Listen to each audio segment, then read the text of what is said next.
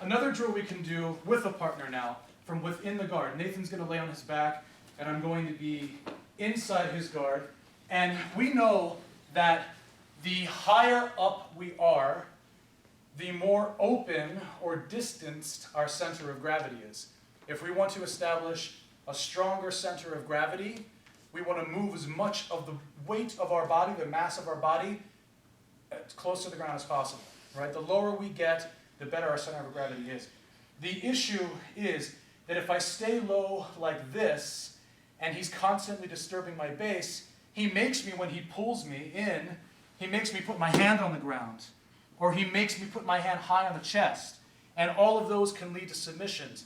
He makes me perhaps drop my head, and then it's easy for him to catch the collar for any type of choke he would like, or maybe even hold my head down and make me tired.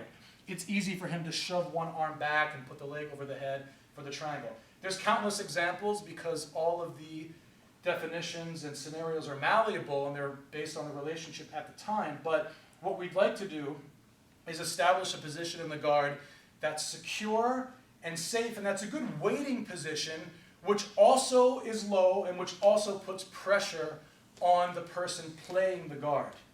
Right, on the person playing the guard, so that we disbalance them to some degree, and we also make them perhaps work harder than they should to remain comfortable. And when that happens, the legs become tired and the body becomes weak, and then we can open that guard and move through it to a more dominant position. So the drill, let me escape here one moment and just show you how we're going to end, right? The position that we'd like to end in would be in this deep squat. So your feet are a little more than shoulder width apart, and you want to sit down and get your glutes as close to the ground as possible, while your arms would remain relatively close to the inside of your thighs, like this. Right? People all over the world sit like this, talk like this, eat like this, chat like this.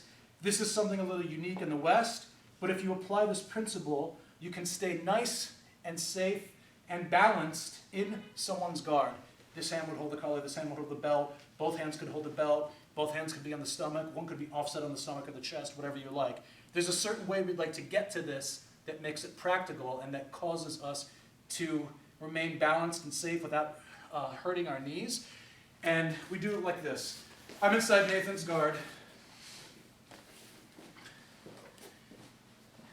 And to start, I'd like to just hold the collar and hold the belt. And I don't need to grip very tightly. I just hold the collar in a loose grip. Both collars are nice. And I hold the belt. I can also touch the chest and touch the hip. But for this drill, let's start holding, and we can use this to help pull us a little bit. Right? We're going to stretch one leg out to the side and step up on that foot. And when we do, we're not going to stand up and put the hips high. We're going to keep them as low as possible. And before we move the leg, we're going to make the leg light. If I keep my weight on the leg and then try to stretch it out and step up, it's very uncomfortable. But if I would take my weight off this leg, by leaning over here, now the leg, look, becomes very light. It can fly on its own. So when it flies, I just stretch it and then step up. Normal, right? Now, what would you think I could do to repeat the process on the other side? I just lean this way a little bit. So I'm going to lean this way and make the leg light and stretch it and sit up. And I end up in this nice squatted position. Of course, be careful that your shoulders don't go behind your hips or you fall. So you want to walk your hips back a little bit, get nice and low and comfortable, but be straight enough that he can't grab you. If he tries to sit up, I can push him here. I can keep him down. Right? And then just return. Drop one knee, drop the other knee. Now we'll go to the other side.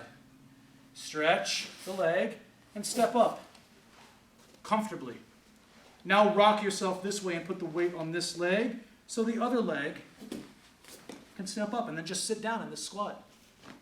Hold him and then return to the initial position. And you just repeat this, right? 3,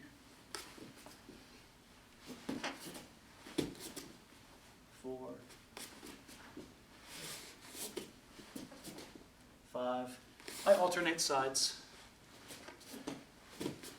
6, etc. So you do 15 on each side, about 30 reps total, and you practice establishing the position, being comfortable here, and keeping a base. All right? Okay, let's try. All right, so when we're doing this drill, this sit-up drill, make sure that as you're moving through the drill, you're not just going from the guard position and then stepping up like this. that puts an inordinate amount of pressure on your knees and your legs, and it also makes you very susceptible to a lack of balance. So make sure that you find a convenient way to do this. Stretch the leg, and when the leg is stretched, it's easy to walk the foot up a little bit at a time until you're close to the guard, to the hips. Now you can move your leg and weight this way so that you can stretch that leg, right? I'd be holding here, and I stretch this leg and repeat the process. Walk the heel and the toe in until I end up in this position. If I try to move through this drill by holding tight and stepping up directly to the flat of the foot, it's easy on one side. But now, because my partner's keeping his or her hips legs crossed over my hips and putting the weight down, which is what they should do. Don't open the guard for the person. This is assuming that your opponent is keeping the guard closed. So you need to find an energy efficient way to stand up. Now I'm mandated, if I try to step up directly to this leg, it's a lot of pressure on my knees, my ankles, and my quads. Make it more efficient. Hold the gi or touch the chest and belt. Stretch the leg by rocking the weight this way, and then walk the foot. Look, heel and then toe, heel, toe, until I get close. Now I'm going to rock my weight this way and stretch the other leg, and then walk in, heel, toe, heel, toe, heel, toe, heel, toe. Now this is admittedly harder to do with a partner, but that's the whole point of the drill. And the more you repeat it, the more comfortable you'll become. Okay?